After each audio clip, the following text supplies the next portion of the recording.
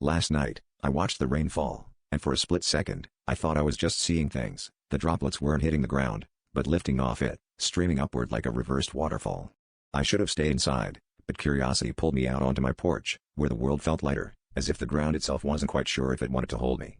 My neighbor, old Mrs. Connolly, was standing in her yard, eyes wide, mouth moving in frantic, silent words, her feet barely touching the grass.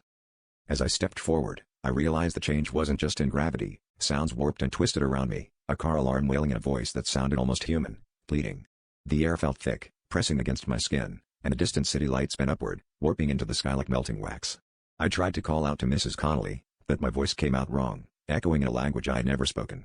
The rain continued its ascent, carrying with it leaves, litter, even insects, all swirling into that endless, hungry sky. That's when I saw shapes among the clouds, elongated silhouettes that shouldn't exist, their forms flickering between transparency and a shimmering, oily darkness. They watched us, heads cocked at impossible angles, mouths opening just wide enough to show rows of teeth that stretched far too long.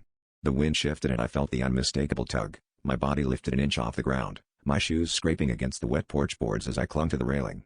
I watched as Mrs. Connolly's feet left the earth, her scream swallowed by the storm, drawn upward into those waiting mouths. And then, as the rain pulled at my clothes and the world below faded, I finally understood, gravity was never a rule, just a suggestion, and something had come to collect the overdue balance. My grip loosened, my voice lost in that otherworldly static, and I realized the real horror wasn't falling, but being taken, upward, into the dark, to where the rain was never meant to go.